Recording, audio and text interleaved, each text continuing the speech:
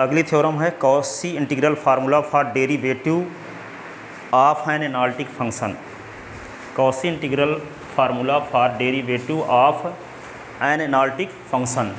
ठीक है, तो यहाँ पे देखो आगे अगली थ्योरम, और इस थ्योरम को बताने के बाद एक थ्योरम और बताएंगे, फिर इसके आगे एक क्वेश्चन और बताए जाएंगे, क्योंकि उन थ्योरम का यूज होगा उस क्वेश्चन को सॉल्व कराने में। तो यहाँ पे लिखो अगली थ्योरम ये है state and proof. State and proof Cauchy integral formula, Cauchy integral formula, Cauchy integral formula, state and proof Cauchy integral formula for derivative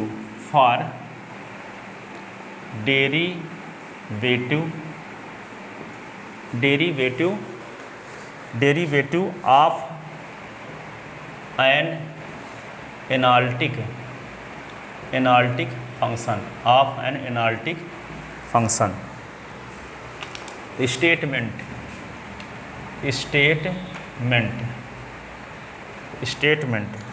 analytic function के डेरिवेटिव के लिए कॉची इंटीग्रल फार्मूला। ठीक है, वैसे हम ये जानते थे स्टेटमेंट इसका क्या है। If a function f z, if a function f z is analytic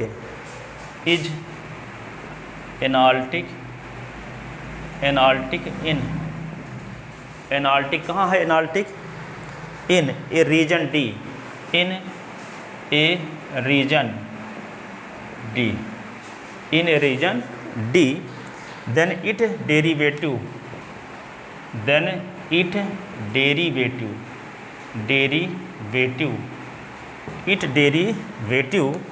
at any point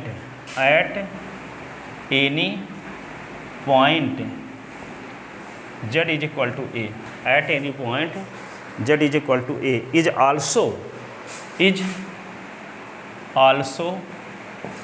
also analytic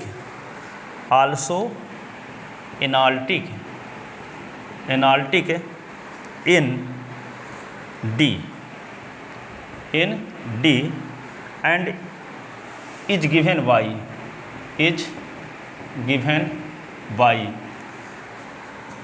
f dash a is equal to 1/2 pi iota. ये कोई फंक्शन एफ जेड के डिफरेंशियल में जेड के स्थान पे ए रखा गया है, एफ डैश ए डेरिवेटिव। कोई फंक्शन एफ एक्स है तो उसके डेरिवेटिव को डिनोट करते हैं क्या? एफ डैश जेड, और इसमें जेड के स्थान पे ए रखा गया। तो फंक्शन के डिफरेंशियल में, कॉम्प्लेक्स फंक्शन के डिफरेंशियल में जेड के स्थान पे ए रखा गया। तो एफ डैश ए की वैल्यू किसके बराबर होगी?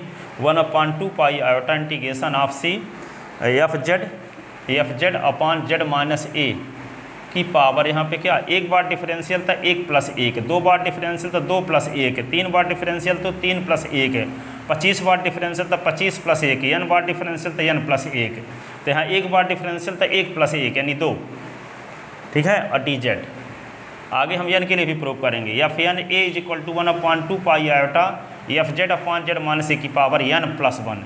इसको principle of mathematical induction method से प्रूव करेंगे। नेक्स्ट थ्योरम यही है।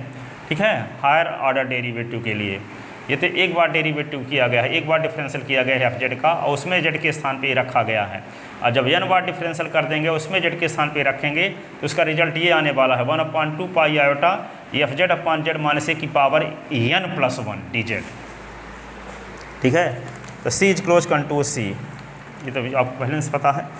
ठीक है, तो यहाँ पे इसका प्रूफ देखते हैं। If f function f z is analytic in region d, किसी रीजन डी में कोई फंक्शन एफ जेड क्या है? एनालिटिक है, और उसका डेरिवेटिव भी जेड इज इक्वल टू ए पर क्या है? एनालिटिक है। ठीक है, ऐसी कंडीशन में उसके डेरिवेटिव की जेड इज इक्वल टू ए पर जो वैल्यू होती है वो इसके बराबर होती है 1/2 pi iota f z upon z minus a का स्क्वायर डी जेड, अर्थात इस फंक्शन का क्लोज कंटूर सी के एलॉन्ग इंटीग्रेशन और 1/2 पाई आयोटा का मल्टीप्लिकेशन के बराबर होता है एफ डैश ए की वैल्यू। ये हमें प्रूव करना है।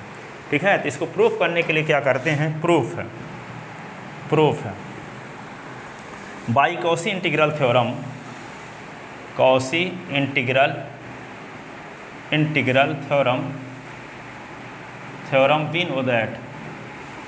नो दैट क्या जानते हो आप कॉस इंटीग्रल थ्योरम से, कॉस इंटीग्रल फार्मूला से, इंटीग्रल थ्योरम नहीं यार, Cauchy integral formula, integral formula we know that, we no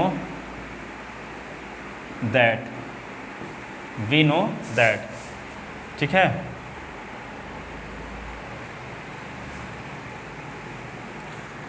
तो क्या लिखोगे, एफ डैश ए, नहीं f a is equal to होता है 1/2 pi iota f z upon Z minus ये डी जेड, ये हुआ।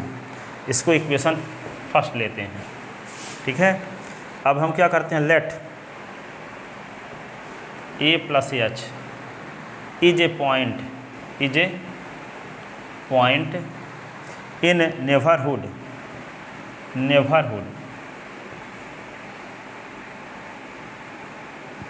नेबरहुड, ए के नेबरहुड में कोई पॉइंट लेते हैं a plus h, neighbourhood of point z is equal to, neighbourhood of point z is equal to, a का पड़ोसी बिंदु है ए प्लस एच, ये h very small positive quantity है, एच बहुत छोटी राशि है, 1/1 अरब बराबर एच, नहीं एच क्या बहुत छोटी राशि है, तो इसका मतलब ए प्लस एच जो होगा ए के बहुत समीप है, बहुत पड़ोस में है, अति समीप है, ठीक है। इसी को हम नेबरहुड में कह सकते हैं कि ए के नेबरहुड में ए प्लस एच पॉइंट है, ठीक है।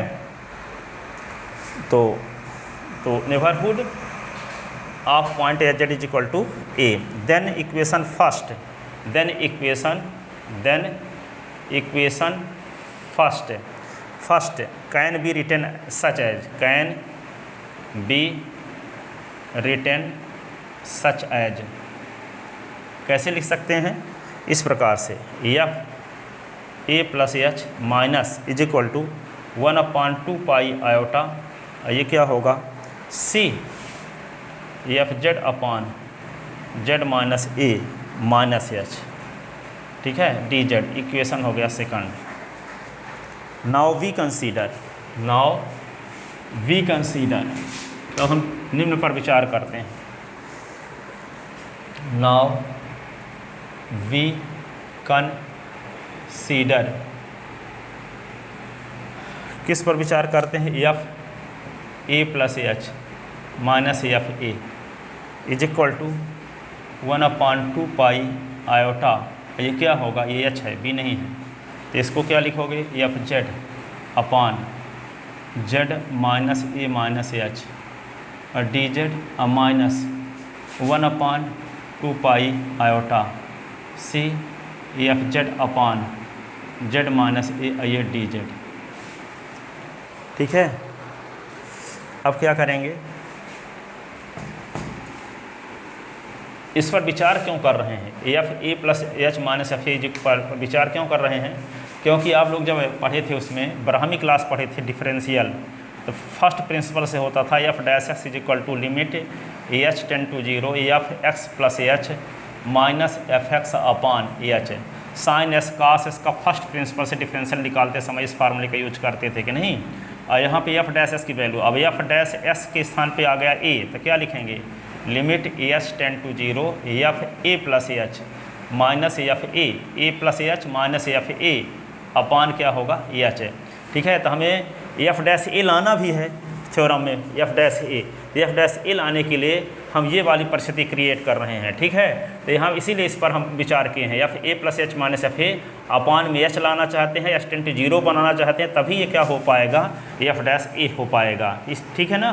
तो इसको क्या करें, इसमें से इसको सब्ट्रैक्ट कर दिए, इसकी वैल्यू आपको इक्वेशन फर्स्ट और सेकंड में पता है, तो यहाँ रख दिए। अब क्या करेंगे, देखने से पता चल रहा है कि 1/2 पाई आयोटा दोनों में है, तो इसको कॉमन लेते हैं, क्लोज कंटूर सी यहाँ दोनों में है, ठीक है। तो क्या होगा, 1/2 पाई आयोटा बाहर, क्लोज कंटूर सी, यहाँ पे क्या लिख दोगे, एफ जेड भी दोनों में दिख रहा है कि नहीं, एफ जेड भी दोनों में है, एक साथ है, तो इसको एफ जेड को बाहर निकाल लेते हैं, ठीक है। तो एफ जेड को जब बाहर निकाल लेंगे तो क्या बचेगा, पहले में 1/z माइनस ए माइनस एच, और दूसरे में क्या बचेगा 1/z माइनस ए, ये क्या होगा डी जेड, ऐसे। अब इसका एलसीएम लेते हैं, तो इसका जब एलसीएम लेंगे तो क्या होगा, 1/z 2 पाई आयोटा, ये होगा सी, ये होगा एफ जेड, एलसीएम क्या आएगा जेड माइनस ए माइनस एच और जेड माइनस ए ऐसे, और ये क्या होगा जेड माइनस ए माइनस जेड प्लस ए प्लस एच, ठीक है, ए डी जेड, और ये जेड जेड कट गया, ए कट गया, ठीक है, तो 1/2 पाई आयोटा, ये क्या होगा h g c F z, ये क्या होगा अपान जेड माइनस ए माइनस एच, ये क्या होगा जेड माइनस ए, ये होगा डी जेड ऐसे, ठीक है, और डी जेड यहाँ बाहर लिखा हुआ है ये वाला, ठीक है। अब इसको क्या करेंगे, ये किसकी वैल्यू हम निकाल रहे थे, F A plus H minus F A की वैल्यू निकाल रहे थे, इस एच को इधर ले आते हैं, है ना, जो एच बचा है यहाँ लिख दिए, एच को इस साइड में लाएंगे तब अपान में होगा, F A plus H minus F A upon H हो गया, ये क्या बचा 1/2 पाई आयोटा, ये क्या होगा सी, ये होगा F z upon Z minus ए माइनस एच, ये क्या होगा जेड माइनस ए, ये डी जेड, ठीक है। अब हमें किसकी ज़रूरत है, एच टेंड टू 0 की ज़रूरत है इस साइड में, ताकि ये एफ डैश ए हो सके, और आपको लेफ्ट हैंड साइड में एफ डैश ए लाना भी है। और फर्स्ट प्रिंसिपल से क्या जानते हैं, अभी बगल में लिख के दिखा ही दिए कि एफ डैश ए कब आता है, जब लिमिट क्या हो एच टेंड टू 0 हो, f A plus H minus F A upon क्या हो एच हो, तब एफ डैश ए लिख पाएंगे, ठीक है। तो ये एच को इस साइड में ले आए, अब किसकी कमी रह गई है, एच टेंड टू 0 की, ठीक है। तो taking limit H tend to 0 on both side, taking limit H tend to 0 on both side, ठीक है। तो क्या लगा देते हैं दोनों साइड में लिमिट, लिमिट जब लगा देंगे तो क्या होगा limit H tend to 0 F A plus H minus F A upon H, ये क्या होगा limit H tend to 0 1/2 pi iota, ये होगा सी एफ जेड और D Z upon Z minus ए माइनस एच, ये क्या होगा जेड माइनस ए ऐसे। अब एच टेंड टू 0 रखोगे तो जहाँ जहाँ एच होगा वहाँ 0 लिख दोगे, तो जेड माइनस ए माइनस 0 लिख दोगे तो जेड माइनस ए कितनी बार हो जाएगा 2 बार, तो जेड माइनस ए का स्क्वायर भी आ जाएगा, एच टेंड टू 0 तो इसको हटा देंगे फिर, तो यही हमें प्रूफ भी करना है, ये क्या होगा एफ डैश, ये क्या होगा एफ डैश ए, फर्स्ट प्रिंसिपल से एफ डैश ए लिख दोगे लेफ्ट हैंड साइड को फर्स्ट प्रिंसिपल से, है ना, इसको लिखे देते हैं एफ डैश ए, तो फर्स्ट प्रिंसिपल से क्या लिख देंगे इसको इम्प्लाइज, ये हो गया एफ डैश ए, और ये क्या होगा एच टेंड टू 0 रख दो तो 1/2 पाई आयोटा, और ये C F z upon Z minus ए माइनस 0, और ये क्या होगा जेड माइनस ए, ये होगा डी जेड, ठीक है।